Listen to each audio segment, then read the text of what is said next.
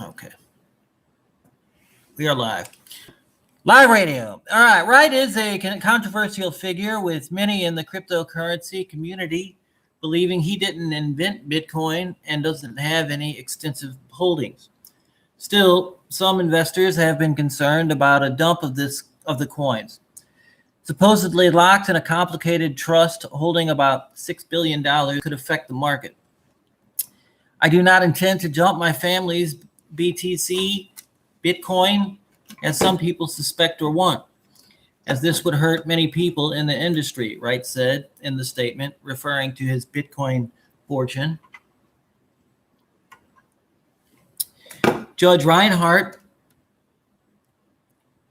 found clear and convincing evidence that demonstrates the encrypted trust file doesn't exist and that Wright's testimony about it was intentionally false.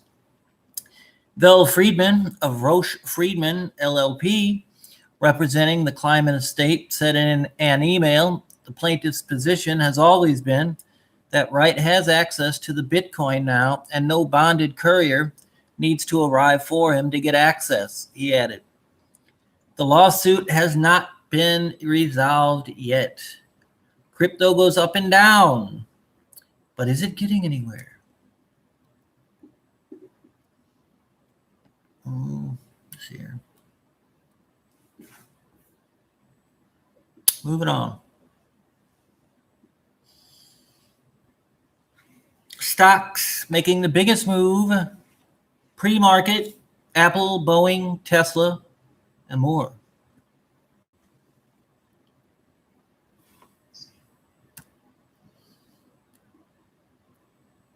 Okay, yeah, this is a good place to stop and take a little break here and just remind everybody, quick reminder that Revolution Radio, I know you like the programming, but hey, it's, we don't run on unicorns and rainbows. And, no, so what I'm trying to say is, ladies and gentlemen, we are completely listener supported. So if to donate, just go ahead and go to that site, freedomslips.com. Scroll down to the bottom there. And right now we're taking donations exclusively through snail mail. You just mail a check or money order to Terry Ackerman. That's AKA Lady Horse, 1793 North Edon Road, Allen, Michigan, 49227. Once again, we really need help staying on the air. So to donate, if you like the programming, if you spend a lot of time here, if you appreciate the entertainment you get here and the information as well, then please help us out. Once again, that is mail that to Terry Ackerman, 1793 North Edon Road, Allen, Michigan, 49227. Okay. Moving on. On with the show. What the heck? Okay. Oh, okay. So where are we going? The stocks. Stocks making the biggest moves pre-market. Apple, Boeing, Tesla, and more.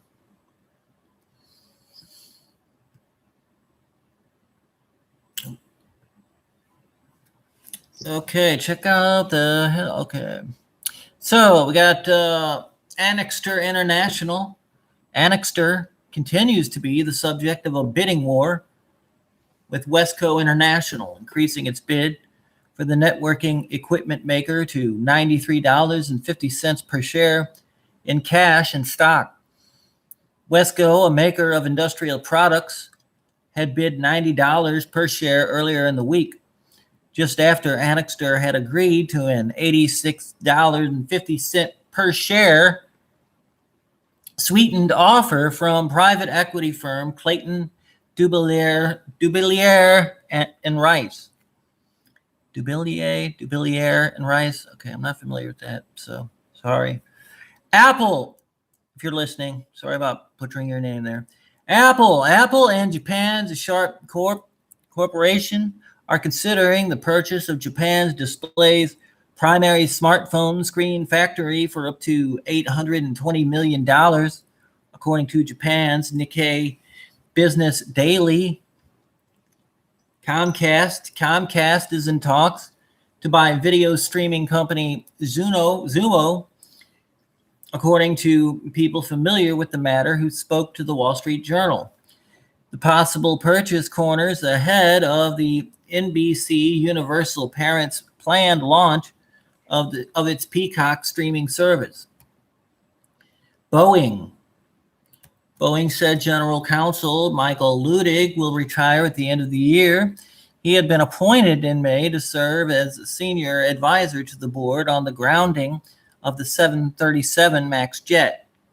Tesla plans the first 15 Model 3 cars made in its Shanghai factory on Monday.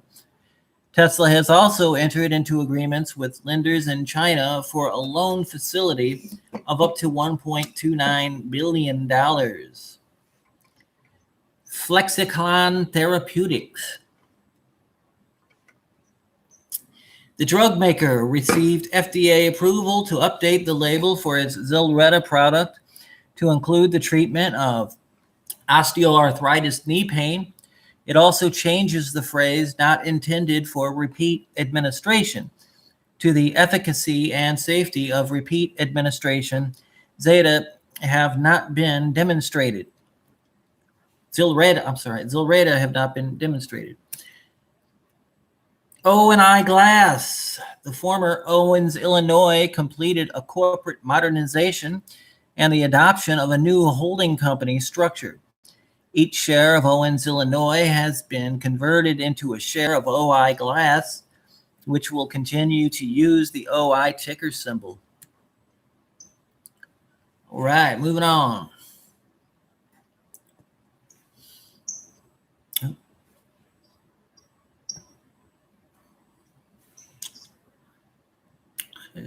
Apple has hit another high. Good for them. Apple has hit another all-time high, and one trader says more records are ahead. What's not to like about Apple? That seemed to be what analysts all over were asking as the stock hit another all-time high on Thursday. The shares jumped almost 2% on strong holiday season demand and a positive outlook from Wall Street going into the next year. Those upbeat expectations include calls from Wedbush and Piper Jaffray, both of which raised their price targets for Apple on perceived 5G iPhone demand. They joined the likes of Citi, which did the same in early December, citing the popularity of Apple's wearables. And Blue Line Capital founder and president Bill Bartusch is joining the party. The consumer is amazing right now, and that's narratives driving things. But Apple has found ways to monetize in a number of ways, he said Thursday on CNBC's Trading Nation, mentioning that products and services like Apple TV have helped boost the tech giant's shares. Bartusch, I think that's how you pronounce it, also pointed to the charts for a strong technical case on Apple. More specifically, he's eyeing a target of about $324 based on Apple's range from last year's high to its low back in January, as well as its big breakout above $255 earlier this month. Baruch's target represents a nearly 12% rise from Apple's Thursday closing level of $289.91. I think we're breaking out above the October run here in that range. So $324 is where I'm targeting on the upside, and we may see that fairly quickly, he said. But Julie, financial chief investment officer Quint Tatro said that he wouldn't chase Apple's record run. He wouldn't chase Apple's record run here. This is a stock that is trading at 5 times sales, 20 times forward earnings, he said in the same Trading Nation interview. Traditionally, it's a growth stock made popular as a value stock by Buffett, and it's a very crowded trade. Tatro stressed that Apple can still go higher, but its current levels and valuation would be dangerous for investors to buy. Consequently, investors should put it on the wish list if they want to purchase or build a position in Apple and hold the stock if they own it, he said.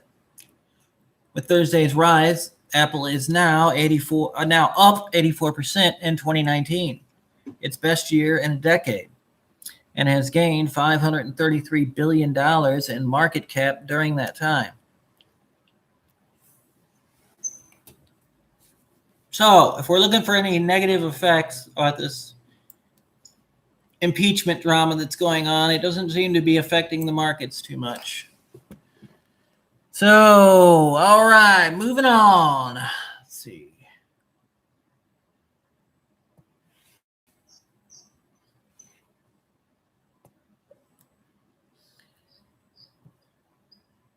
That's one thing I like about the markets is there may be a bunch of greedy buttholes, but at least they're optimistic. So, all right.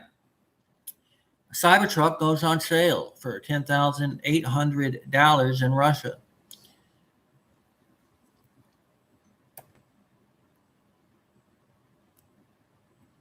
All right. In case you can't wait for Tesla to put it into production. Oh, the Cybertruck. All right, what's this? Tesla's angular, unpainted Cybertruck sure is polarizing. The company says it will go into production in late 2021, but not everyone wants to wait that long. If you're Tesla CEO, Elon Musk, that's not a problem. You can just drive the prototype to dinner at Nobu, as long as you have a chase car follow you. But he's not the only one breaking necks out there. Over in Russia, some of the citizens of the Kimki suburb outside Moscow might also have seen a metallic wedge on the roads recently, and this one is already for sale. The Cybertruck in this case is the work of the YouTubers at Pushka's Garage, and it follows a long line of Russian home-built specials. If you've been on the car internet long, you'll probably know what I'm talking about. Build threads showing old Porsches or BMWs being made to look like this year's model with the help of elbow grease and a lot of Bondo or whatever the Russian equivalent is. That's not quite the case here, although, okay, we do like the idea of someone buying an old Model 5, Model S, as the starting point. No, this is a lot more low tech and low budget. The entire project only cost $1,300, which included the donor car, a VAZ 2109. This is an angular hatchback that first appeared in the 1980s, which some of us know better as the Lada Samara. Instead of 2 electric motors and a whole lot of lithium ion, this Cybertruck makes do with front-wheel drive and a 1.6-liter gasoline engine. The body panels are, okay, that's really, all right. Had about enough of that story. Moving on. Got sidetracked by the Russians. Got to keep your eye on the Russians. All right. What's propelling stocks higher? Not the Fed's balance sheet expansion.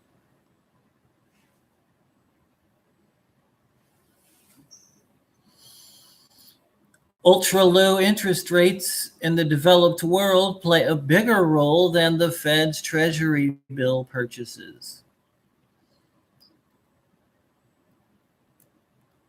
In October, when the Federal Reserve announced that it would begin buying Treasury bills to increase the size of its balance sheet, the burning question was, is the Fed restarting quantitative easing? The Fed insists that the current balance sheet expansion is not QE, quantitative easing. The bond buying operations between 2008 and 2014 that were designed to lower long-term rates and provide economic stimulus. I want to emphasize that growth of our balance sheet for reserve management purposes should in no way be confused with the large-scale asset purchase programs that we developed after the financial crisis. Fed Chairman Jerome Powell said in an October 8th speech to the National Association of Business Economists in Denver. This time around, the central bank is buying short-term treasuries to the tune of $60 billion a month, along with temporary cash injections via overnight and term repurchase agreements to alleviate the reserves shortage in the banking system. That mortgage manifested itself with the spike in the cost of overnight borrowing, or repo rates, in September when the corporate tax payment coincided with the settlement of Treasury auctions, inflating cash demand.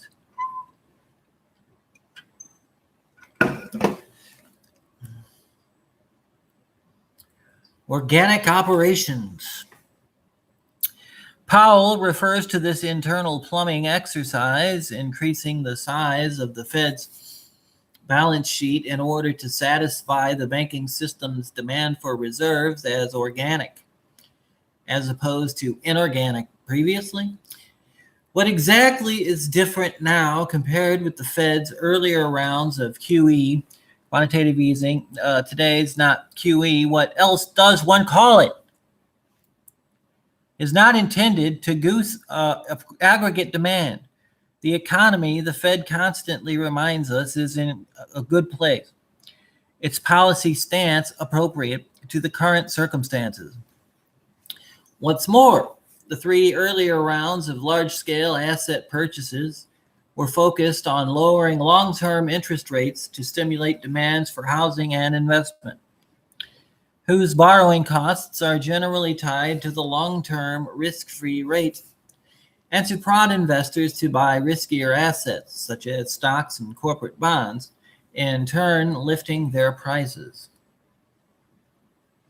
Finally, quantitative easing came packaged with forward guidance, with the Fed promising to hold short-term rates lower for longer, to prevent long-term rates from pricing in rate hikes prematurely. Powell has said it would take a significant and persistent increase in inflation for the Fed to raise rates. But the backdrop today is much different than it was following the financial crisis. So based on the Fed's explanation of the means and ends of its earlier initiatives, its current actions do not qualify as QE, quantitative easing. Taking the Q out of QE. Even those earlier actions weren't true to their name. I like to say that the Fed took the Q out of QE when it started paying banks interest on reserves, or the deposit banks hold either voluntarily or because they are required to, curtailing a natural expansion of money and credit. Monetary policy is now divorced from money, is how David Beckworth, a senior research fellow at George Mason University Marcatus Center, put it. In effect, the Fed was paying banks not to lend at a time when the U.S. could have used a more expansionary monetary policy, with the Fed's initial cash injections promoting a more rapid growth in the money supply to dig out from the Great Recession. At the same time, banks were forced to hold more reserves to satisfy the more stringent liquidity coverage ratios imposed after the financial crisis. Relation to earnings. So is not QE the reason the stock market continues to register one new high after another in the face of tepid earnings forecasts? I doubt it, says the writer of this article. The demand for any asset that provides a positive return over and above that available on risk-free treasuries, which, by the way, have performed well this year, is the result of the ultra-low interest rate environment in the developed world. After a series of 25 basis point rate increases in 2018, the Fed reserved itself, lowering rates by 75 basis points between July and October. It has indicated that it is in no rush to raise rates anytime soon. Stocks seem to have become a kind of safe haven. The stock market, represented by the S&P 500, generally goes up over time, which is no guarantee that it will be at lofty heights if and when you need to sell. The idiosyncrasies of the Fed's balance sheet seem more arcane and less relevant to the average investor than the well-publicized benchmark rate. So if there's a motivator for the stock market rally, the persistently low level of interest rates, not the expanding balance sheet, would seem to be the more likely culprit.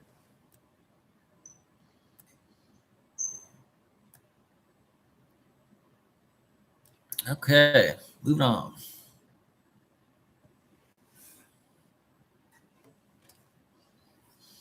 Rising U.S. stocks may be on track for best year since 1997.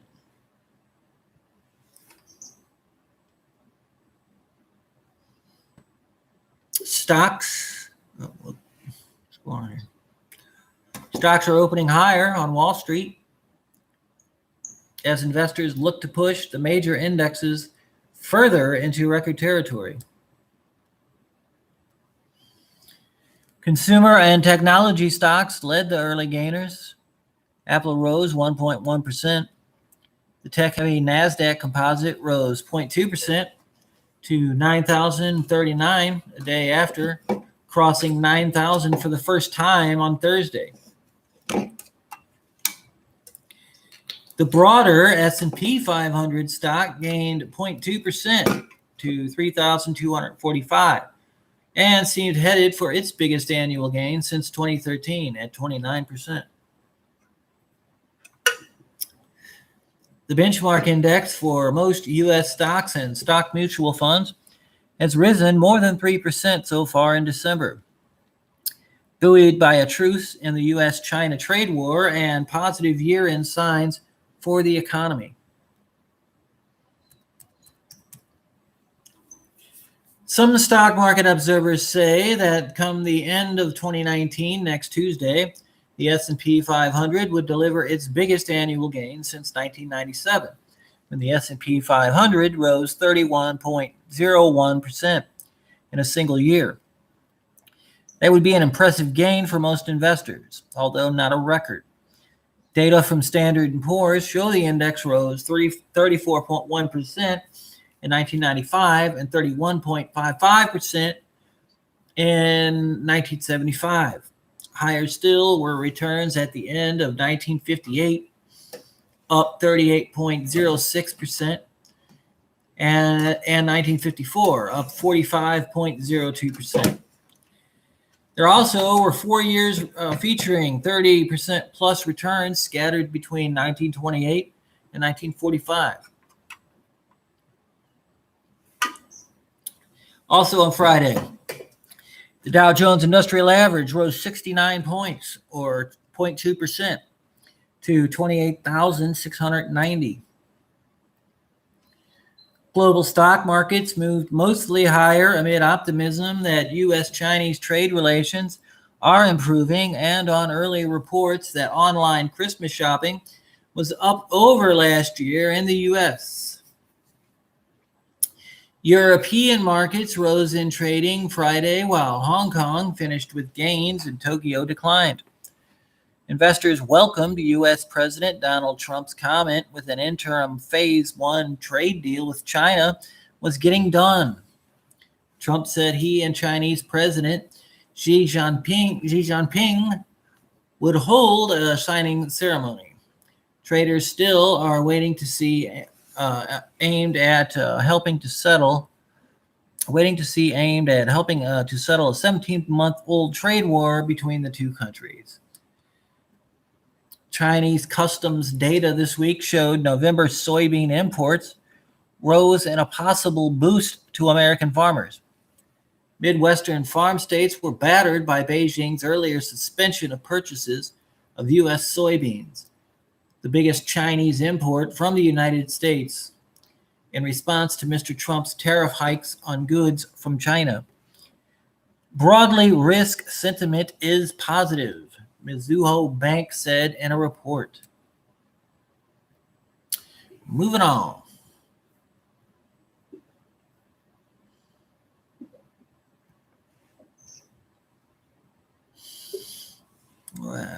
Move Boeing, Walgreens, Dow.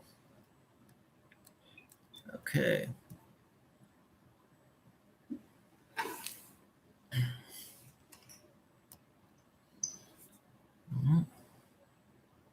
Remove Boeing, Walgreens, Dow, and UTD from the Dow Jones Industrial Average and replace them with these four stocks. It's kind of a weird title, but okay. The S&P Dow Jones Indices, a division of S&P Global, controls the 30 stocks that are components of the Dow Jones Industrial Average. In my opinion, the purveyor of component changes is not properly doing their job. Okay, I feel guilty if I don't give props where props are due here.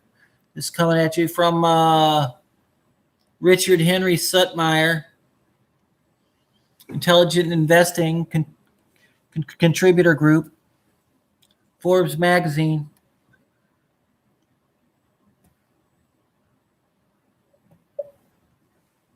Okay, so the S&P Dow, take it from the top here.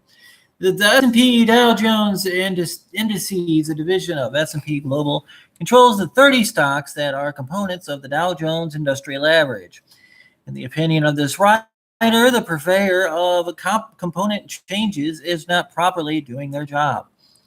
When a company faces lawsuits and cannot offer future guidance, it should be removed. When a company does not have historical data, it should never have been added to the average. When a company faces a merger that could force the stock from the average, remove it before the event. When a company is planning to go private, remove it. The S&P Dow Jones Indices must be more proactive to protect investors from getting confused. Remove Boeing. Okay, I guess this is kind of an op-ed piece, but I might bail on it only because it is op-ed, but I guess we'll see what this guy has to say, though. This is in this guy's opinion. We should be removing Boeing, BA, which sets its all-time intraday high of $446.01 a share on March 1st between the two 737 MAX crashes. Remove this stock given the recent documentation concerning the company's efforts to evade regulators' safety concerns. It will be a long time before a company regains the trust of the FAA, overseas regulators, airlines, and flyers. Replace Boeing with General Dynamics, GD, $178.19 a share on December 26th, which is the parent of Gulfstream, the luxury aircraft used by corporate America. Since 2008, it introduced 6 new aircraft. This company was a division of Grumman Aerospace. When I worked at Grumman in the late 1960s, quality control has always been its number one concern. Each commercial airliner should reach out to General Dynamics for the development of a commercial aircraft to replace the Boeing 737 MAX.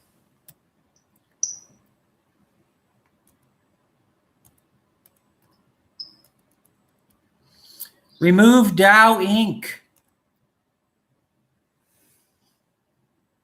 $55.22 a share on December 26th as it never should have been selected as a Dow component. The stock lacks historical data. Its first trading day was March 20th. The stock cannot be charted, so it cannot be totally analyzed, so it should not be a Dow component. Replace Dow with DuPont, DD, $63.73 a share on December 26th, which was formed in August 2017 by the merger with Dow Chemical. Its market cap is $47 billion, larger than Dow's $40 billion market cap. Since it has a longer price history, it is more appropriate as a component of the Dow 30. Remove United Technologies, or UTX, which is $150.71 a share on December 26th, which announced in June its intent to merge with Raytheon, RTN. The new entity will be called Raytheon Technologies and will likely have the ticker RTN as it best represents the combined aerospace giant. By the time this deal closes in the first half of 2020, UTX must spin off Otis Elevators and Carrier Air Conditioning, which will affect the performance of the stock. This justifies removal before the confusion occurs. Replace UTX with Texas Instruments, TXN, which is at $128.48 a share on December 26th. Which is a semiconductor giant with a market cap of $120 billion versus $129 billion for UTX. TXN is one of the top 10 chip makers in the world. It was founded in 1930, and the importance of demand for semiconductors is an important economic indicator, as almost every device we buy includes computer chips. The Dow should reflect this economic shift, and the stock meets these criteria. Remove Walgreens, WBA, which is at $58.90 a share on December 26th, as this pharmacy giant will likely privatize in 2020. Why not get ahead of this event when S&P Dow Jones indices should have chosen a larger, more innovative pharmacy company?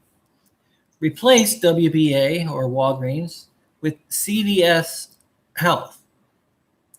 So yeah, that's a big story right there. I mean, out there, if you're listening, well, if you're into investing, Walgreens is going private in 2020. So definitely want to look out for that.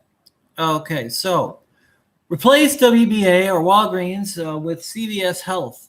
CVS, which was $74.48 on December 26th, which has a market cap of $97 billion versus $58 billion for WBA.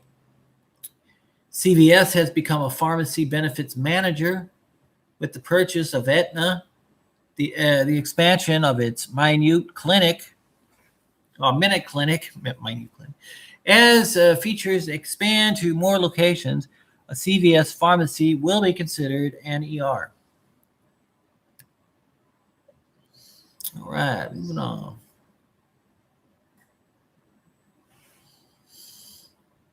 Here's a warning for investors who are tempted by this year's end rally for stocks. Warning, warning.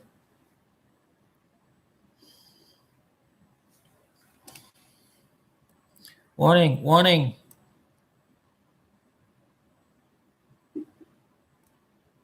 Come on. Warning, warning.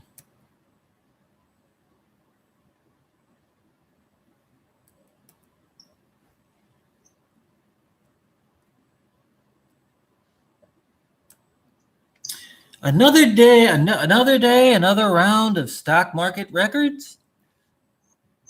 That may be a Friday stretch.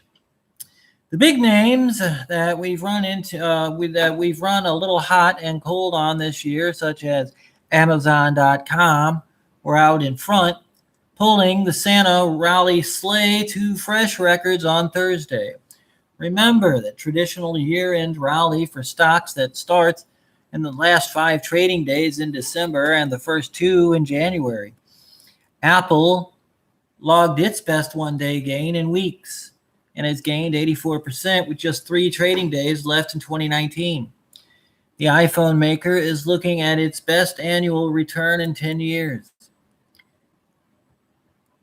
Here's a tweet that shows just how much weight some of these popular companies are swinging around.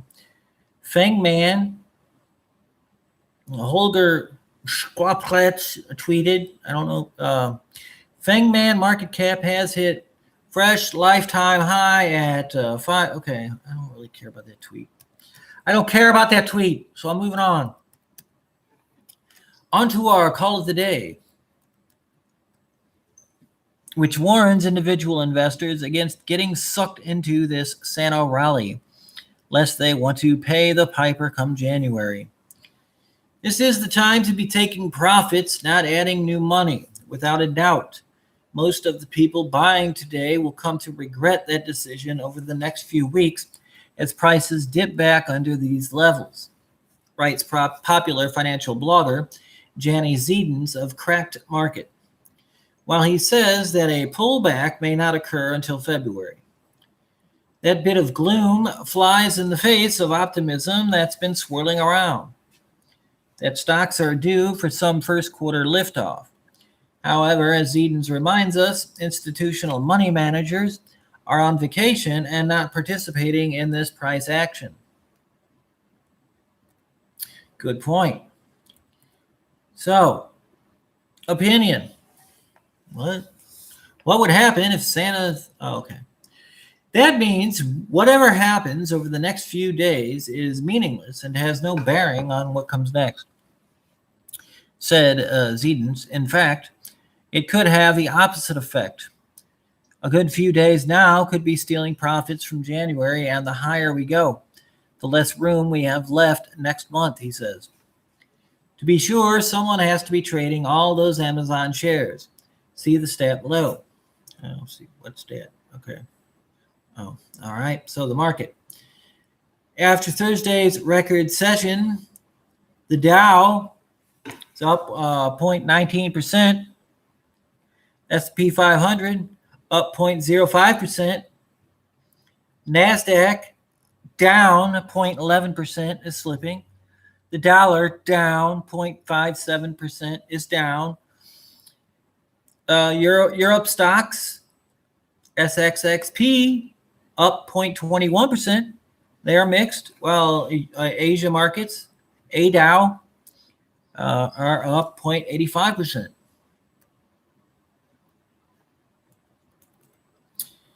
The chart. Okay, our chart. Okay, I don't know if this is going to translate very well over the radio or not. Let's see. Our chart comes from the market because it's basically, I got a visual here to look at, but okay, let's see. I might be able to paint a visual picture. Who the heck knows? All right, paint a picture through the use of voice. Our chart comes from the Market Ear blog, which shows the rising and okay, no, that ain't gonna work. Ain't gonna work, man. Okay, so the stat. Shares of Amazon logged their highest close since July on Thursday, according to Dow Jones market data. Preliminary data showed 6 million shares changed hands, which was the highest since 9.6 million on October 25th. The buzz. Starbucks, which are up 0.18%.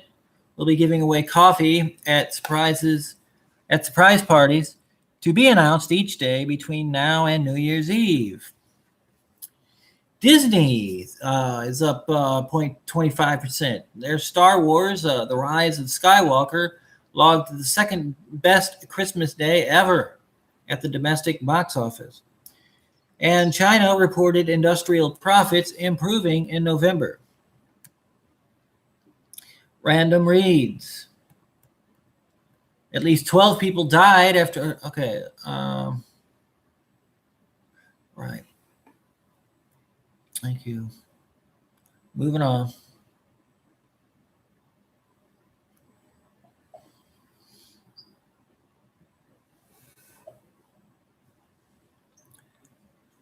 Dow Jones today gets a Boeing boost. Apple aims for 10-year record. Rite Aid rallies on.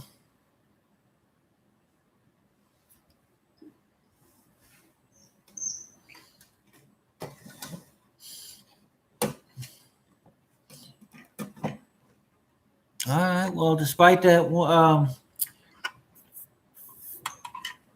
that last guy or the guy a couple articles back was saying about Boeing, they still got a little boost.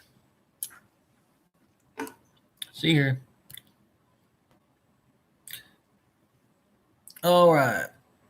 Stocks popped out. Stocks popped out of the starting gauge Friday, but the NASDAQ, S&P 500, and the Dow Jones today turned mixed after notching another round of record highs.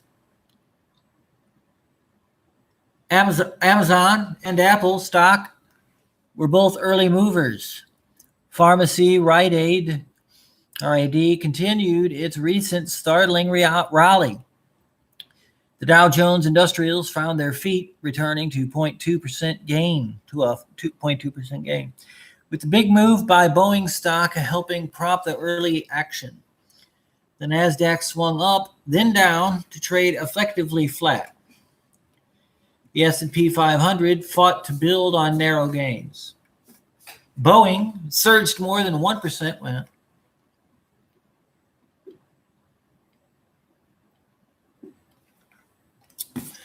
Boeing surged more than 1% to the top of the Dow. Apple rumbled 0.7% higher, angling toward its best year in a decade.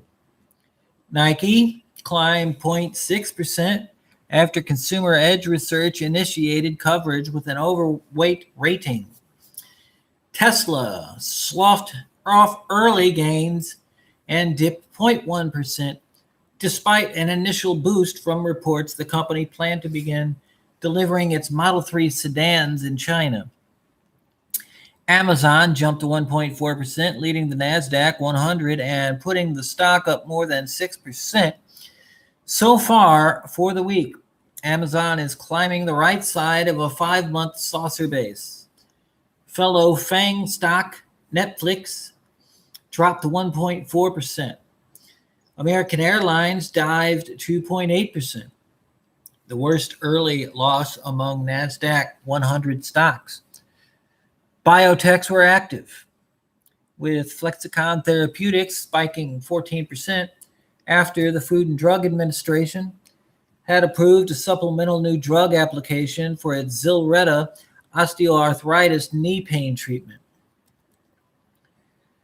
A pair of small France-based biotechs rallied early, with GenFit up 6% and DBV Technologies clocking at 2.2% gain. Microbot Medical reversed a quick early gain and dived 7% after announcing a direct offering of 913,000 shares generated proceeds of $9.6 million. Pharmacy chain Rite Aid, sitting on a 6-day rally that has lifted shares 150%, gained an additional 11.6% in an early action Friday. The stock may be experiencing a short squeeze, a large-scale exit of short sellers after a surprisingly strong third quarter report delivered December 19th. Apple stock, a 10-year best. Apple swung 0.7% higher Friday, aiming to continue its year-end campaign following a 2% advance on Thursday. The unstoppable stock has advanced in 15 of 17 recent weeks, giving it an 8.5% gain for December and putting its year-to-date rally at 84%, at Thursday's closing bell. That marks the stock's best year since 2009, when it rebounded 146.9%, following a 56.9% dive the year before. JP Morgan on Tuesday named Apple as a possible buyer for chipmaker Broadcom's wireless chip business. Apple stock on the IBD leaderboard lineup of premium market leaders is climbing further into a profit-taking zone after clearing a 221.47 buy point in September.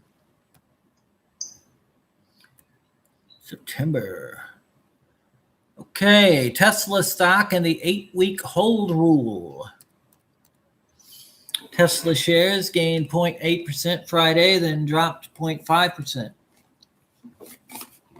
The company announced it would begin delivering its Model 3 luxury electric sedans to customers in China on Monday.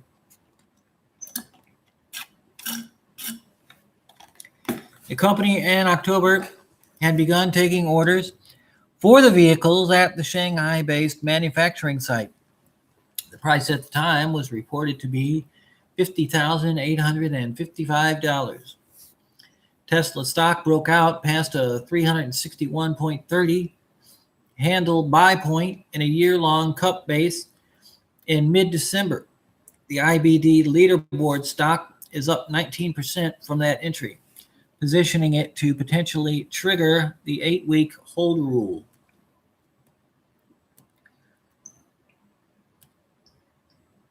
Oh, let's see. Dow Jones today, S&P 500 eyes 22-year record. The Dow Jones today is reaching for one of its 4 best years of the century. The Dow ended Thursday's session up 22.7% for the year, a relieving turnaround from last year's 5.6% decline. But running just behind its 25.1% advance in 2017 and the 26.5% climb from 2013, the S&P 500 is so far up 29.2% versus a 6.2% drop in 2018, and within striking distance of its 29.6% wind sprint logged in 2013. The 2013 advance was the S&P 500's strongest performance since 1997, when the index soared 31%.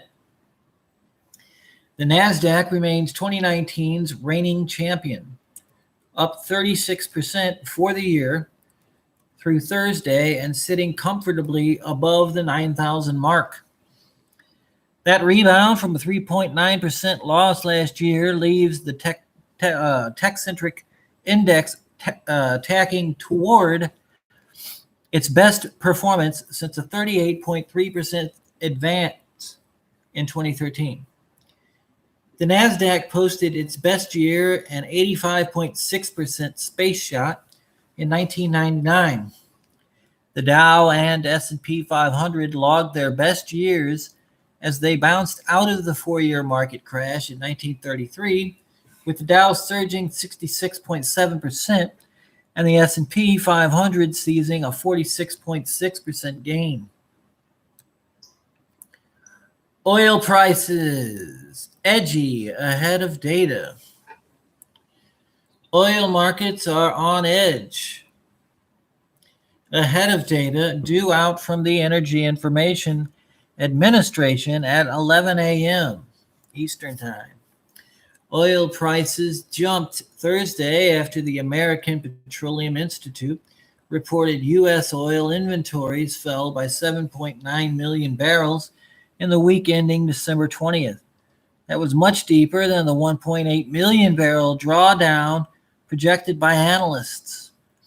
The API numbers often act as a precursor to the official EIA data, but of late they have been widely out of sync from time to time.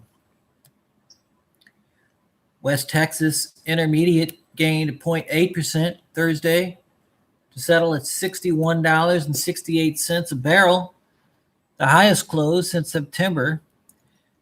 WTI oil prices gained 0.2% early Friday to $61.79. Europe's Brent crude benchmark was up 0.1% at $68. Oil producer ExxonMobil moved up 0.2% on the Dow Jones today. The stock has gained only 2.9% so far in 2019. Oil prices could also see some effect from Baker Hughes' weekly rig count census due out 1 p.m. Eastern Time. All right, moving on.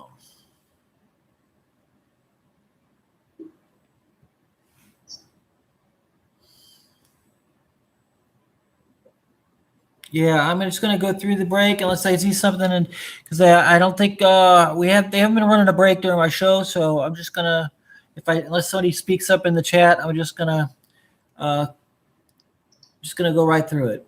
So here, let's see here. Here's how a bull market scrambled seasonal trends in 2019.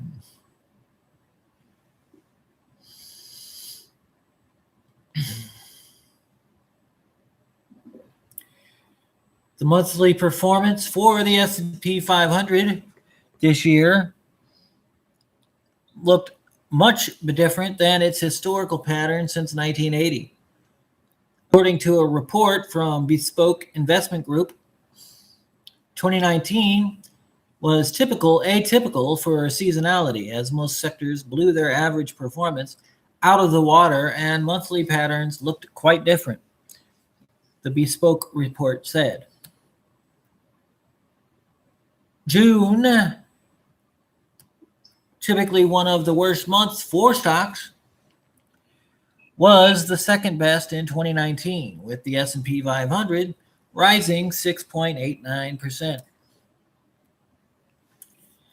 It has been a year for celebration on Wall Street, with the S&P 500 rising nearly 30%, but investors relying on seasonal trends probably found themselves frustrated as the market defied traditional patterns. Okay, this bothers me. I'm just going to check real quick just to make sure.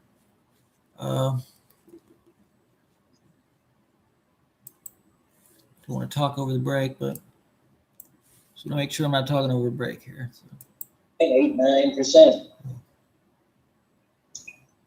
It has been a year for celebration on Wall Street, with the S&P 500 rising nearly 30%. Okay, thank you. All right, so January, June, and February historically rank in the bottom half of any year for stock performance. According to a report from Bespoke Investment Group, but this year they were among the best months. Another departure was September, which on average posted a negative return from 1980 to 2018, according to the report. But the S&P 500 rose 1.72% during that month in 2019. 2019 was atypical for seasonality, as most sectors blew their average performance out of the water and monthly patterns looked quite different, the Bespoke report said. Part of the divergence also comes from a strong January for stocks as the market bounced back from last December's sell-off. January was the best month of the year for the S&P 500, which gained 7.87%. January has been just the seventh best month historically, according to Bespoke, with an average return of 0.93%. Not too shabby. One traditional strategy that looked successful for a while was sell in May and go away, an idea that involves selling equities for the summer months. Rising tensions in the trade war between the United States and China highlighted the month of May, which saw the S&P 500 fall 6.58%. The pattern did not hold once the calendar turned to the next month. However, June, typically one of the worst months for stocks, was the second best in 2019. The S&P 500 rose 6.89%, compared with a historical average of 0.08%. The index is up more than 17% since the end of May. The Federal Reserve provided a boost for the markets in the second half of the year as it lowered its interest rate target 3 times, beginning on August 1st. But that stimulus wasn't enough to make the year's final months the big winners of 2019. As of December 26th, none of the months following the first rate cut were a top 3 month this year. Historically, October, November, and December are among the top months for the market. Seasonality broke down for stocks with smaller market caps as well. The Russell 2000 has 3 months with negative average returns since 1980, according to Bespoke, but all 3 finished positive this year. In March, which historically sees an average gain of 1.21%, the smaller stocks fell 2.27%. Okay, so now we're going to go ahead and close this first half of the show up. Timely top stories in the world of finance, and second half is going to be all about mutual funds. That's right. So definitely want to stay tuned for that. Before we get into that, though, ladies and gents, I just want to remind everyone again that Revolution Radio is completely listener supported. So please, we need your help. If you want to donate, just go to the site and freedomslips.com. Scroll down to the bottom there, and it's got an address you can snail mail a check or a money order to. And that address is Terry Ackerman, a.k.a. Lady Horse. She's at 1793 North Edon Road, Allen, Michigan, 49227. Once again, we really need your help. Please help us out if you want to donate. If you like the programming, if you like the information we're putting forth, the infotainment we put forth, then please help us out. Once again, that's just send the stuff to Terry Ackerman, 1793 North Edon Road, Allen, Michigan, 49227. Let's make 2020 an awesome year for Revolution Radio. Okay. Mutual funds. Okay, I'd also like to take a second just to tell everyone the contact info. If you want to call in and be a part of the big show, please feel free. That number, we're going to be talking about mutual funds. We can talk about stories that I was going over in the first half, or just about anything. If you have suggestions you would like the show to, or recommendations for which direction you'd like the show to go in, perhaps, feel free to weigh in. And just no cursing. Okay, but you can troll me. You can. I'm pretty tolerant when it comes to callers, but just no cursing. But anyway, so let's see here. Yeah, that call-in number is 657-383-1825. That's the Blog Talk Radio number, 657-383-1825. Also got a Skype number as well. You can call in that Skype number at 573-677-4142, 573-677-4142. Give us a call, be part of the big shoe. All right, mutual funds, specialized funds. The process of classifying mutual funds is a fuzzy one at best. Oh, wait a minute. Let me get my ducks in a row here.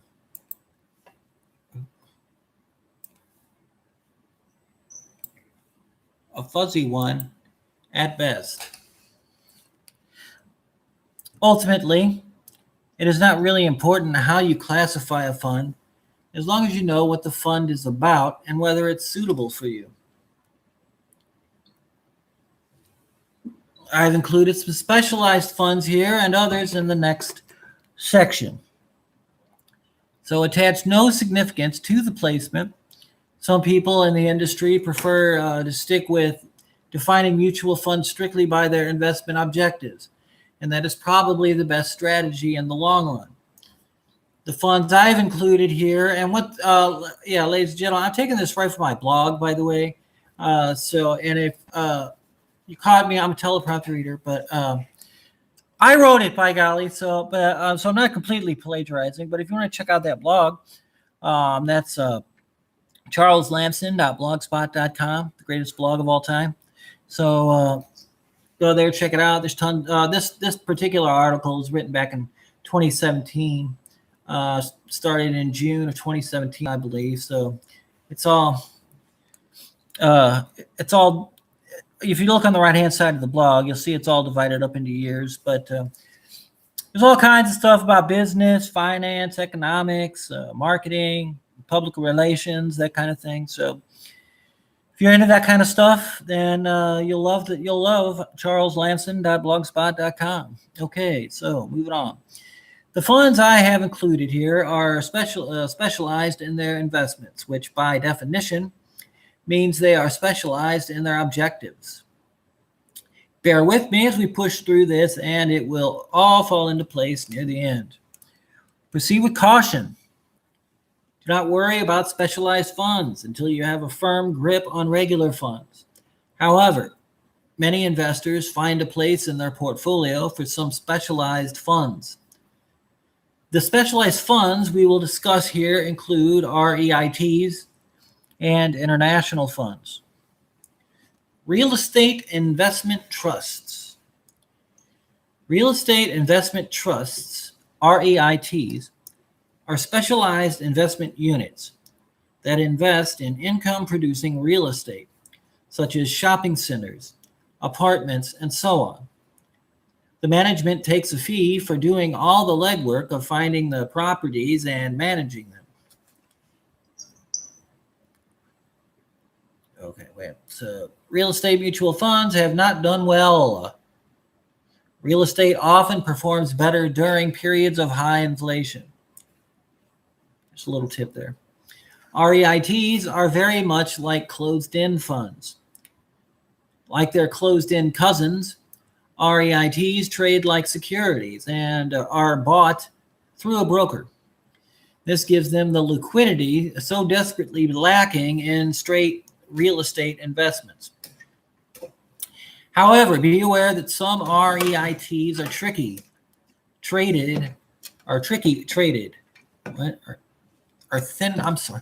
thinly traded, meaning there are not many buyers and sellers. So dumping your investment may not be a quick and easy proposition.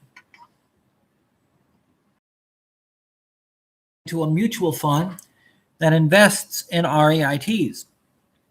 If this seems like you are getting further away from the investment, you're right, but it does give you better liquidity if that is important. REIT mutual funds often specialize in certain types of property, like hospitals or shopping centers, which allow you to target industries or market segments that are growing. International funds. International funds open the door to worldwide investing.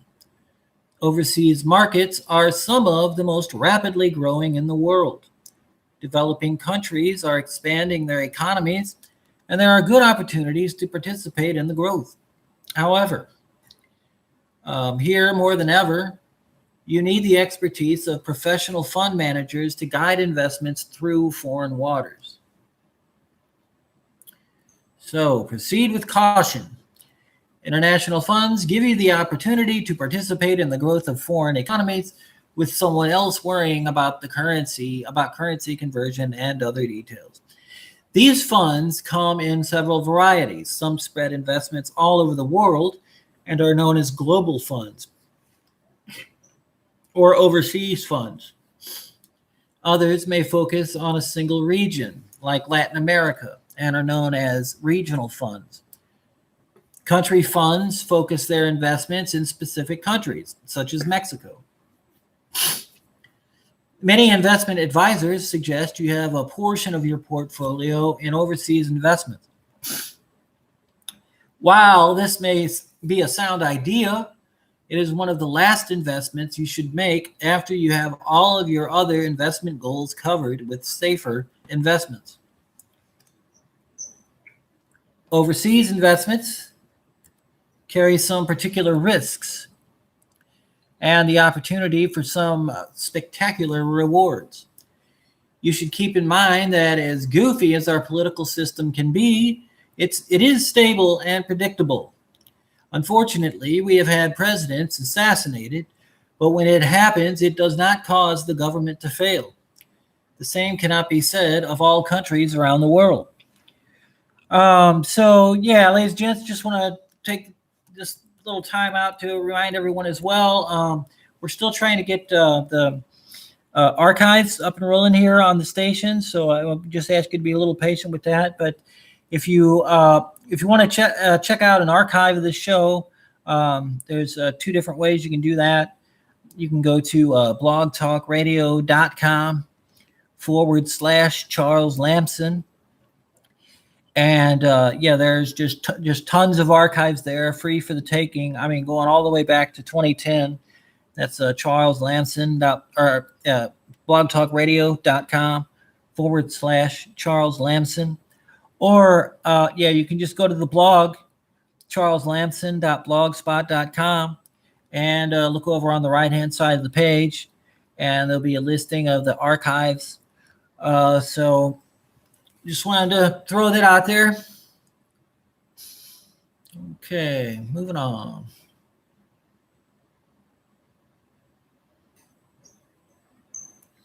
Mutual funds. Investment objectives. The reason so much time goes into classifying mutual funds in these posts or these sections that I'm reading is the only way to compare two or more funds.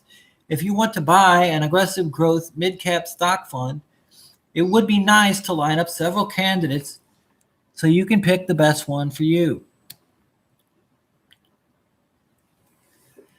What we are walking through in this analysis is not a system, but a survey of what makes one fund different from another. There are several systems out there that will do the classifying for you, but they will be more meaningful if you understand why it makes no sense to compare a large cap value fund with a small cap aggressive growth fund. So just a minute. Morningstar.com has an excellent system for classifying mutual funds. We'll talk about it in a later section, but if you want to peek, go to Morningstar.com and enter the name of the mutual fund in the quote box. Yeah, Morningstar.com, it's pretty reputable site for people who are into personal financial planning.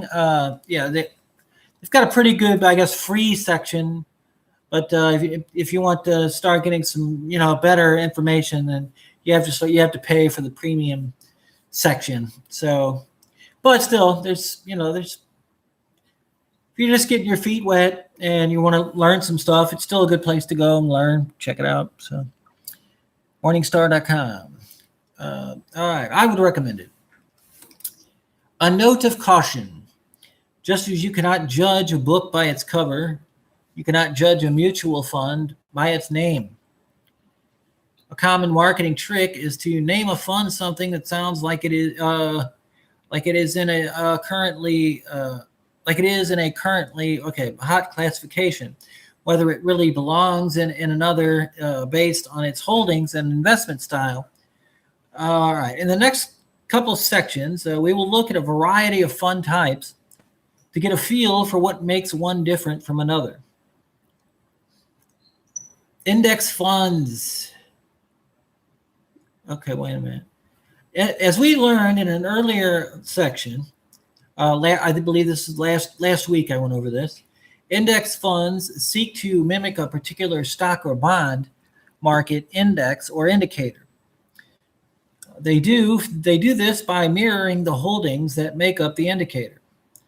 For example, an index fund that tracks the Dow Jones Industrial Average, DJIA, would buy the 30 stocks that make up the DJIA and the same proportion that makes up the indicator.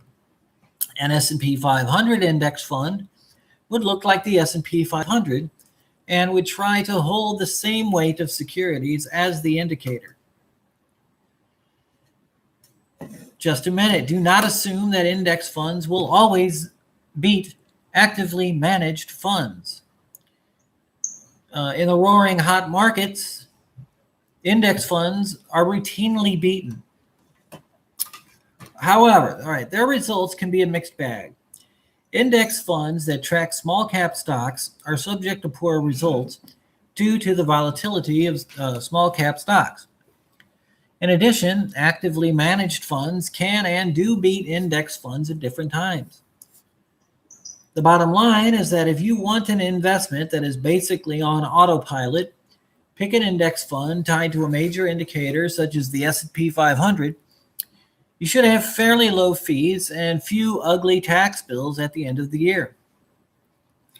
On the other hand, a young person would probably do better investing in an aggressive growth fund sheltered in a retirement program where tax issues are not as important. The reason index funds typically beat actively managed funds is their low expense ratio. Index funds spend considerably less on research, as a rule, and much less in commissions. Proceed with caution. Low expenses mean the fund does not have to work as hard to achieve its return because the expenses are not eating up the profits. Growth funds. See, Ken Little, the writer of this book that I'm analyzing, which was the subject of this analysis on my blog, Ken Little relates to the following story about growth funds on page 157 of his book, Alpha, Teach Yourself Investing in 24 Hours. I know it's kind of a gimmicky title, but I know exactly what he's trying to do there. You can't teach yourself investing in 24 hours. But what he was doing, he named it, he gave it a name specifically so he could sell copies. For one, he called it Alpha. That's like a marketing trick. If you name the book Alpha, then it's because it's named Alpha, it's going to be listed alphabetically higher than a lot of other books. And also, Teach Yourself Investing in 24 Hours. Everyone's going to be like, well, shoot, yeah, I'd like to learn investing in 24 hours. But then once you get the book, the book is 24 chapters, and each chapter is an hour. So it's like hour one instead of chapter one. And so it's kind of gimmicky, but whatever. The guy was trying to sell books, but still there's a lot of good information in here. I once was involved, Ken Little says in this book, I once was involved in some market research for a mutual fund company. We used a focus group, which is a small number of customers sitting around a table with a facilitator.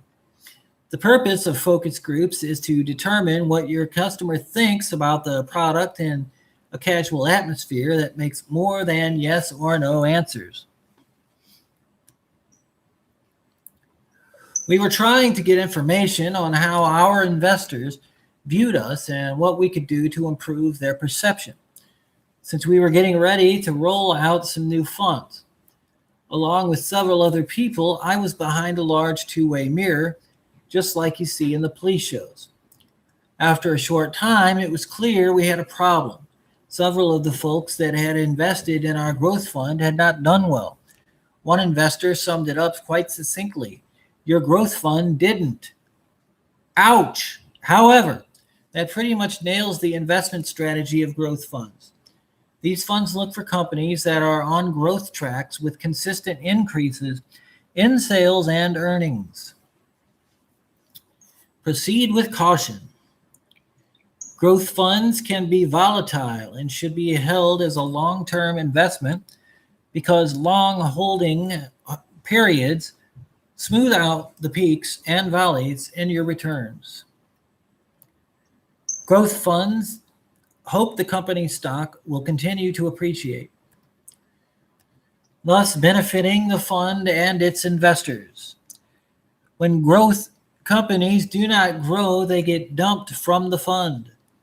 This demonstrates one of the cautions about growth funds. They can generate hefty tax bills and fees. As stocks are dropped from the fund, there is often a gain. This profit is subject to income tax or capital gains tax. Growth funds tend to be on the risky side because of the type of companies they buy for the portfolio. Growth stocks can achieve significant gains and suffer significant losses. The only reason for owning growth stocks, they usually pay no dividends, is their appreciation. Within the growth category are many variations that involve more or less risk, depending on how the managers structure the portfolio. For example, an aggressive growth fund invests in only or predominantly small cap stocks. These types of stocks can be highly volatile. Growth funds often distinguish themselves by the size of the company they invest in and whether they narrow the selection process to particular industry groups or geographic areas. Growth funds are probably best housed in a retirement account where they will have many years to grow and tax consequences will be deferred. Just a minute. Large cap growth funds perform very differently from small cap growth funds. It is important to measure comparable funds to get an accurate picture of how the fund is performing. All right, moving on.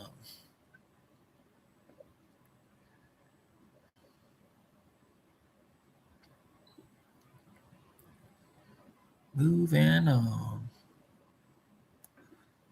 More about mutual funds. Income funds. Income funds seek to generate current income by investing in bonds and dividend-paying stocks. As a group, they tend to be less risky than growth funds. On the more conservative end, income funds focus on U.S. Treasury issues and agency bonds. Many of these funds offer partial or complete tax-free income. As a rule of thumb, an investment's return will go down in relation to how much of it is tax advantaged. As you move up the return and risk scale, income funds focus their investment strategy on corporate bonds from blue chip companies and utilities. These funds seek higher income by moving out of primarily government issue into corporate bonds and high-paying dividend stocks. Proceed with caution. Income funds are favored by people in retirement because they become a source of monthly income. Income funds that invest in foreign bonds with a mix of U.S. bonds are seeking a higher level of income than those that stick with strictly U.S. issues. These funds involve more risk and are subject to international economics and monetary policy.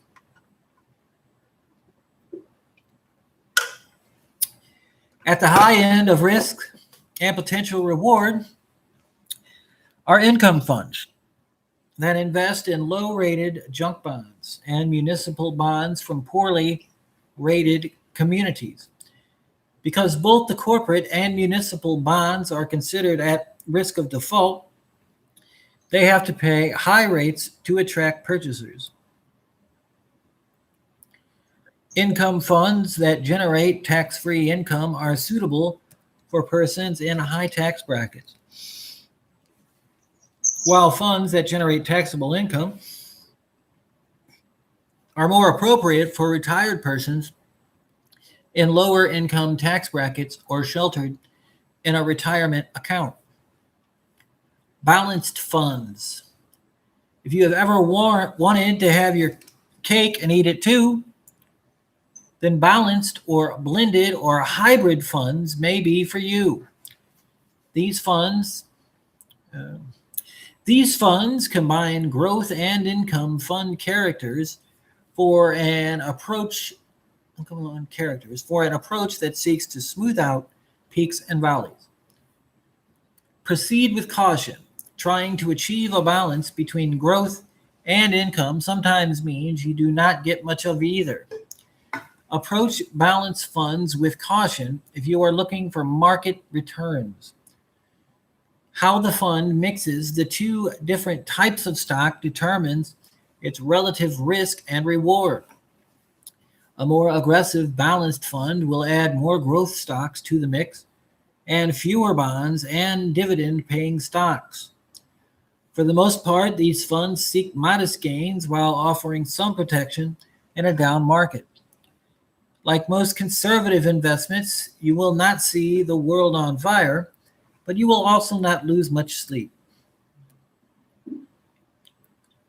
Just a minute. Capital preservation is the strategy of focusing on maintaining your capital base at the expense of significant returns. The buy and hold strategy is historically successful for investing purposes, but like all other strategies, it has a weakness. In this case, its exit philosophy. Buy and hold strategy assumes a long-term commitment that will go through ups and downs. However, what if you are in a down when it is time to start distributions out of your retirement plan?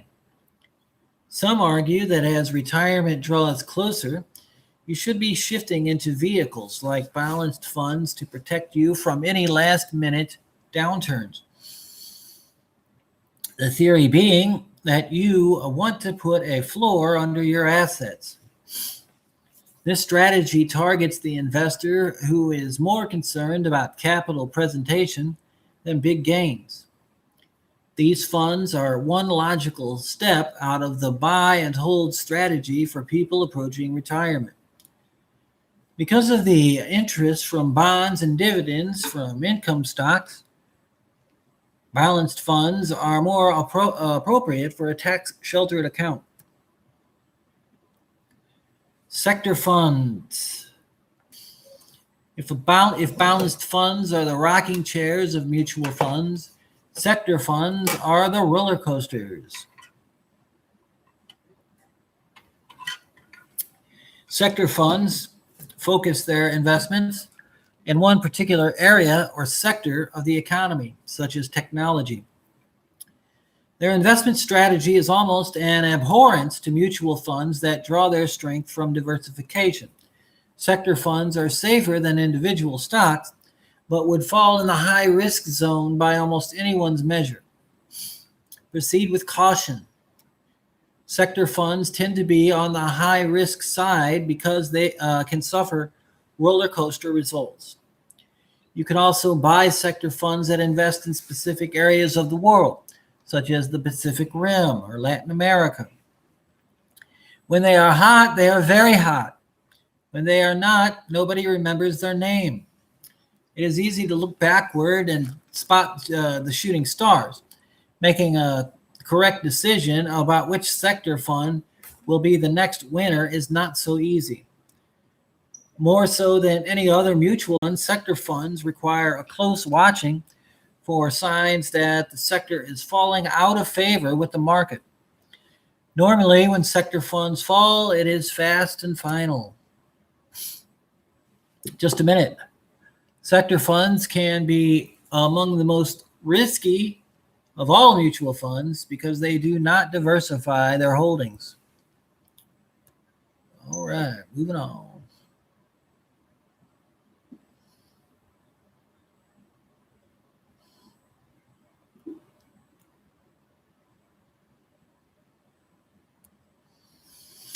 All right, value funds. Value funds are the bargain shoppers of the mutual fund world. They look for stocks that are selling below the value of their assets. Do not get the idea that these are junk companies. Hidden under a shabby financial exterior, they may be a solid company waiting for things to go in its way. On the other hand, it very well could be a junk company. Knowing the difference is what you pay the fund manager for. There are some very successful investors who have made a career out of investing in value stocks and watching them turn into growth stocks. In the meantime, the stocks tend to be fairly stable. So you might say the value funds are moderately risky. Some value funds can generate high expense ratios due to extensive trading, so be cautious of those numbers. Value funds are a long-term investment. Tax-free funds. Tax-free funds, as I'm sure you have guessed by now, based on previous sections, I think we discussed last week, are bond funds. Bond funds. I mentioned them here as an example of how diverse mutual funds can be. You know by now that bond fund strategy is to generate tax-free income by investing in a variety of U.S. Treasury, state, municipal, and other agency bonds. Not much return here, but a lot of safety for those funds who focus on highly rated bonds and tax-free income based on what the fund buys and where the buyer lives. International funds. International funds target investments in foreign stocks and bonds, with some funds adding U.S. investments for balance. They seek out stable and mature foreign markets, as well as opportunities in emerging markets. There are some risks associated with these funds, but in many respects, they are very similar to strictly U.S. funds. Some of the bonds and U.S. stocks and bonds to give them a more stable base, while others are out there on the edge looking for big gains and risking corresponding losses. Proceed with caution. International funds allow you to participate in the growth of developing countries and regions around the world under the guidance of professional managers. Okay, so you might ask why international funds are not included in sector funds, since foreign markets were mentioned as a recognized sector. There's no particular reason other than to give a bit more attention to these funds. One market watcher will put them under sector funds and another will hold them separate. Do not get too hung up on being precise with these terms, because their definitions are very fluid. Precious metals funds. Precious metals funds could also be positioned under sector funds, but are worth mentioning by themselves. Precious metal funds are particularly gold funds. Gold funds have been around for a long time. When the U.S. economy was suffering through high inflation back in the 1980s, gold in the form of bullion and gold funds were seen as effective shelters from inflation, and their values soared. However, when inflation started dropping, so did the gold funds. During periods of economic uncertainty and inflation, gold has a magic to attract money like almost nothing else. The 1990s were not kind to the gold funds. A strong economic and low inflation beat them severely. Will inflation come back? Who knows? If it does, expect gold funds to shoot up again. Socially responsible funds. Socially responsible funds, also called green funds, base their investments on strict ethical, political, and or environmental guidelines. These funds may avoid tobacco stocks, for instance, or industries with reputations for polluting the environment. Just a minute. There are funds for just about any strategy, including funds that are interested in being socially and environmentally responsible funds because of their investments. Okay, right. Once considered a novelty, they have grown in recent years. Most analysts still rate them as somewhat risky because of the severe limits on their investment options. Some politically active groups have started their own mutual funds in response to the difficulty in finding funds that match their beliefs. If you have strong feelings about certain issues, there is nothing wrong with putting your money where your heart is. You may have to settle for a limited selection of funds, but you will have the comfort of knowing your pocketbook is not vetoing your political or ethical convictions. So there. You can get socially responsible investing, and you can get a socially responsible investment portfolio if you so dare. Classifications of stocks. Oh.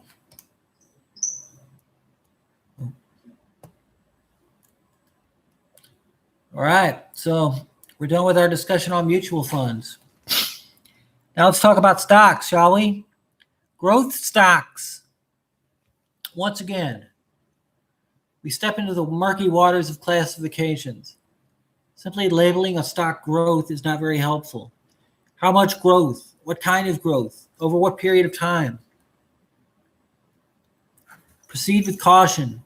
Quantifying growth will help you find and analyze growth stocks. Once you have a growth measure as a goal, you can look for other companies that match the profile. Of all the classifications we will look at, this is the hardest to pin down without some help from the experts. This help is free and readily available if you have access to it. One of the best places to start, once again, is Morningstar.com. Check it out. This site has a tremendous amount of information and classifies individual stocks by their own system. Oh yeah, by the way, I don't work for Morningstar.com. I'm not getting any payment. It's not a commercial, but yeah, it's a good place to get some information. Like I said, and they have both a free section and a premium section. So if you're just looking to get your feet wet, it's a good place to go. Check out their free section. See what they have to say and see what all the different kind of bells and whistles you can play with there, as far as even like creating a sort of like a dummy. If you just want to sort of experiment, play around, you can create like your own dummy portfolio, and just kind of, that's a good way to sort of get started. Do that and just see how that performs. I mean, the one that's just like on paper, but you can do it through the computer or whatever, but that's a good way to play pretend, just to see how you can do for like 6 months, and then sort of take it from there. But okay, so anyway, moving on. Let's see. The site has a tremendous amount of information, blah, blah, blah. So to help us get a handle on the whole growth issue, let us look at two companies that can be classified as growth companies. The first is the original Ma Bell, AT&T, which was reinventing itself as a major player in delivering internet services in the 1990s. In earlier sections, I believe that was last week, I guess, we noted that growth stocks usually do not pay dividends. Yet here is a growth stock that does. What gives? This is another example of the slippery slope of classifications.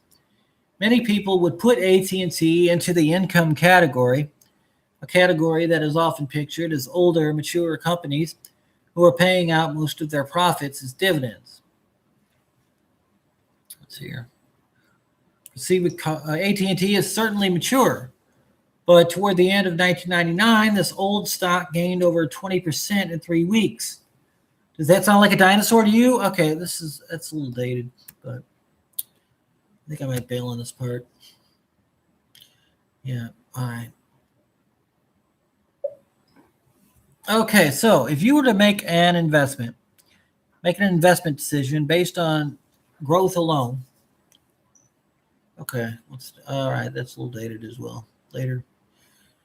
Proceed with caution. Comparing two dissimilar stocks is a waste of time and can be misleading.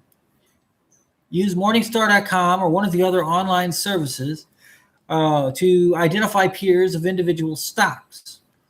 You can also go to Yahoo Finance, AOL Business, Google Finance. So anyway, just go anywhere and type in finance. You'll find a pretty good site with financial information. It's pretty much ubiquitous all over the internet now. But this service will also let you compare an individual stock with an average of all other stocks in the same classification. Yet this is not the whole picture. It points out a danger when looking for ways to define stocks.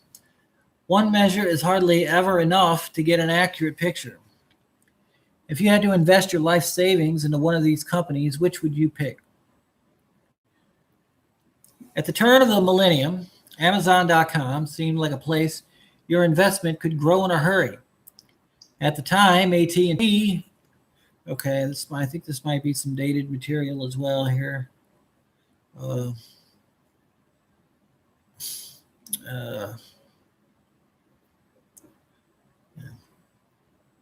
just go with it. At the turn of the millennium, Amazon.com seemed like a place your investment could grow in a hurry. At the time, AT&T had $162.8 billion in assets and had been a successful company for many decades. While 5 years earlier, nobody ever heard of Amazon.com, and it had assets of only $2.2 billion. Would that change your mind? In his book, Alpha Teach Yourself Investing in 24 Hours, Ken Little chose these two examples because they fall on opposite ends of the growth spectrum. Morningstar called Amazon.com a speculative growth stock, meaning it could continue its explosive growth or implode and disappear altogether. At the time, the company had never earned $1 and there were no profits on the horizon. Proceed with caution. Not all growth measures are the same. What makes sense for one company may not for another. Growth could be defined as growth in sales, profits, dividends, or a number of other criteria. Using sales, Amazon.com would clearly fall into the growth category. If you screened for companies showing growth in earnings, Amazon.com would not even be a blip, since it had no earnings at that time. In later posts, we will look at ways to screen stocks that meet your investment needs and help you define what your needs are through a set of parameters. This process will help you compare apples and oranges.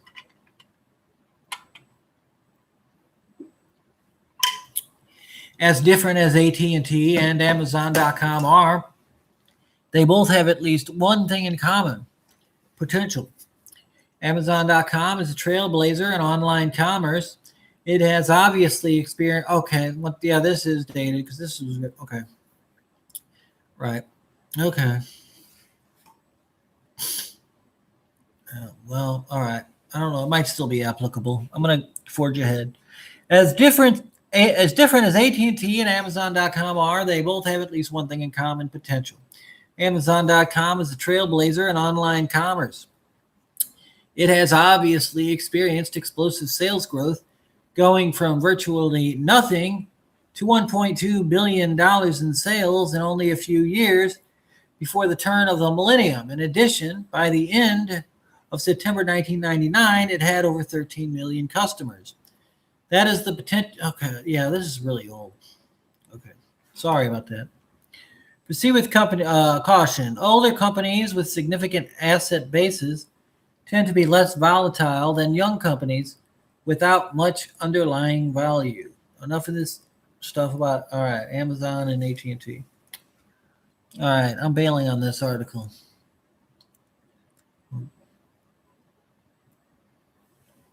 Enough of you.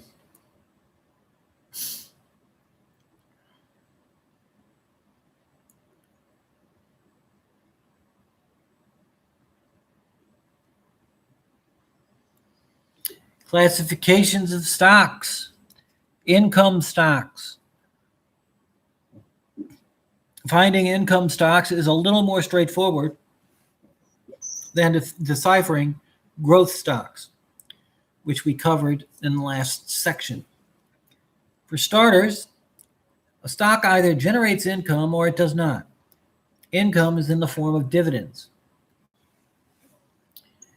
One of the ways to judge whether a company is paying a reasonable dividend is to use the dividend yield calculation, dividing the annual dividend by the stock's price. Just a minute. Generating income in the form of dividends only tells part of the story. How do the dividends relate to the stock price? Are they expensive or cheap? The dividend yield tells you the answer. In the case of AT&T, the dividend yield is 1.6% at the time the chart was, okay. All right, once again.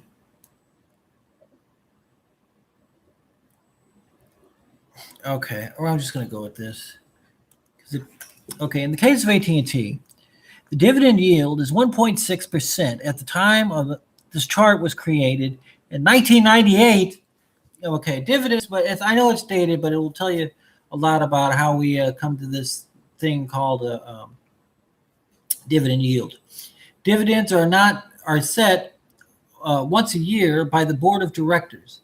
They can raise, lower, or eliminate the dividend based on the company's financial condition. As you might have deduced, the dividend yield is not a static number. As the per share price fluctuates, the dividend yield will change. In our example above, the per share price was $57. Okay, it was $57 a share, and the annual dividend per share was $1.38. So if the per share price goes up, the dividend yield will go down. For example, the dividend is $1.88. The stock price is $57, making the dividend yield 1.6%. Okay, I think I'm going to bail on this. This is I've just created a lot of tables and stuff, which I don't think will translate very well over the radio. But let's see here. Dividend yield is a very important thing, though. But all right, I want to move on after this.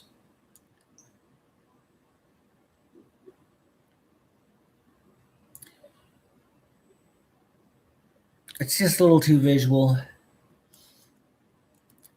to describe on the radio.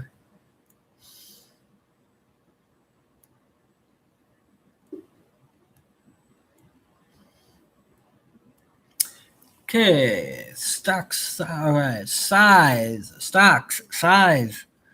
When it comes to stocks, size is one primary method for finding the right investment in a particular situation. We use size as a first cut because it is an easy measure that narrows our focus to a smaller group of stocks for further analysis. The usual way the market measures a company is by market capitalization, also known as market cap. A large company would be known as a large cap stock, while a small company would be known as a small cap stock, and so on. Proceed with caution. Companies are measured based on their assets, sales, earning, and other marks, in addition to being measured by their market capitalization. Market capitalization is figured by multiplying the number of participating shares of a stock by its current price. I can't read that. For example, XYZ company has 20 million shares of stock outstanding, and the current price is $55 per share. I think it's 55. Can't read it. Okay, disregard that part. Moving on. So, all right. So, okay, see from that formula, market cap of a particular stock can and does change every time the price changes or it issues or buys back stock. Market cap does not tell us anything about the company other than this particular way of looking at size.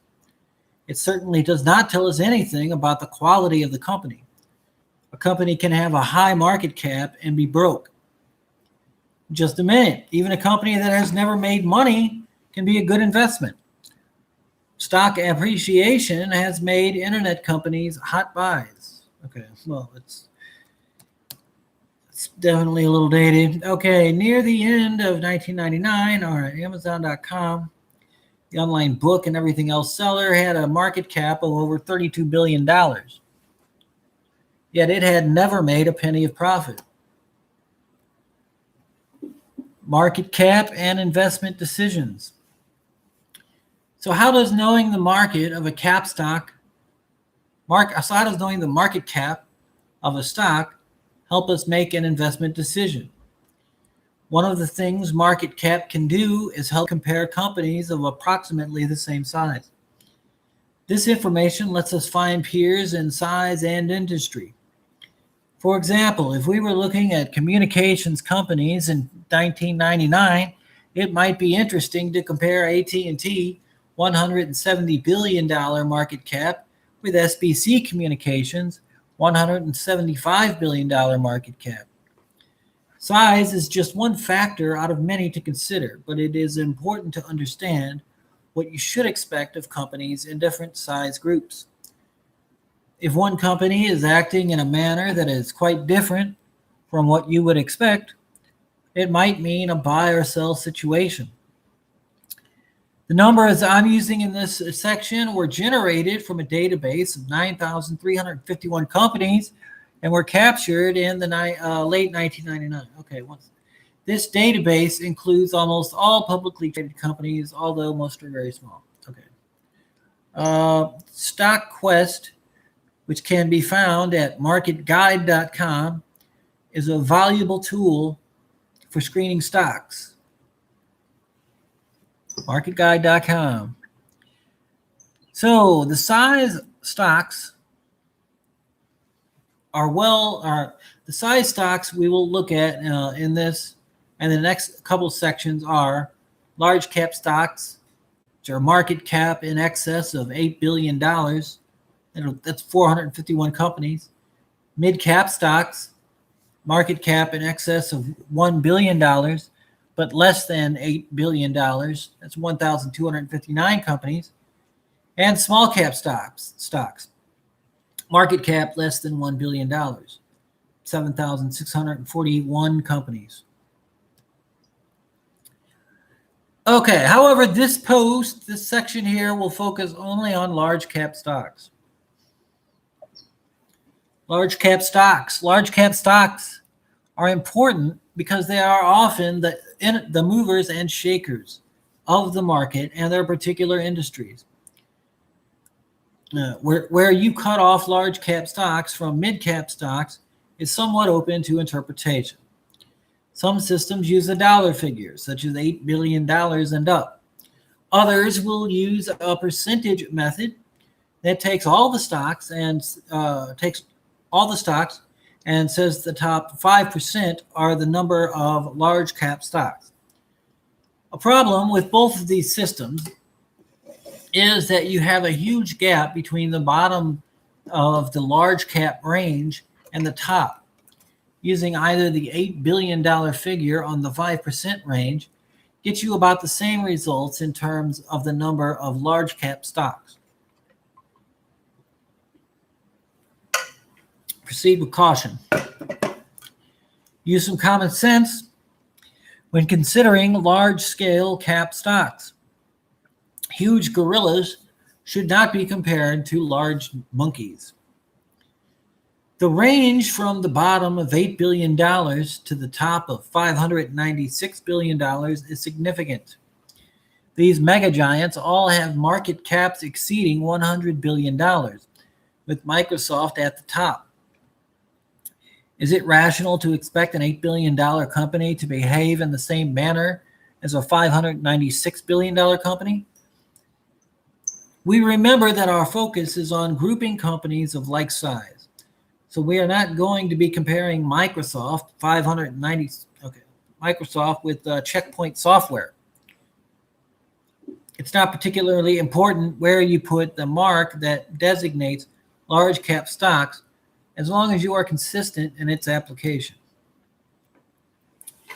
The Dow Jones Industrial Average, you remember, is made up of 30 of the largest companies in the United States. Yet the 30 companies in the Dow Jones Industrial Average account for only 18.63% of the total market value of all stocks. The S&P 500 accounts for roughly 54% of the total market value. Again, these numbers are from 1999, so it's man, I should have updated a little bit better before the show, but sorry about that. That's what I'm going with. My source material I'm borrowing heavily from Ken Little in his book Alpha: Teach Yourself Investing, 24 Hours. As you become more familiar with the numbers used to value and analyze stocks, you will notice that market cap is only one of many, not a very important one at that. Why then are we spending so much time looking at this number? Our goal here is not to focus on numbers, but on characteristics. The numbers are just to help us collect stocks in like-sized groups. This grouping gives us some basic characteristics to work with in our stock selection process. Large cap stocks, as a rule, are older, more mature companies. All right, ladies and gentlemen, it's the end of the big show. I just want to close with another friendly reminder to just let you know we are completely audience supported. So please send the cash, check, or money order to Terry Ackerman, 1793 North Edon Road, Allen, Michigan, 49227. Yeah, once again, cash, check, money order, Terry Ackerman, 1793 North Edon Road, Allen, Michigan, 49227. Please help us out. Okay.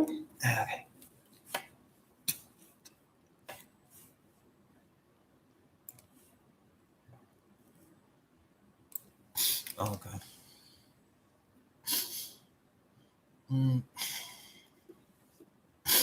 Okay.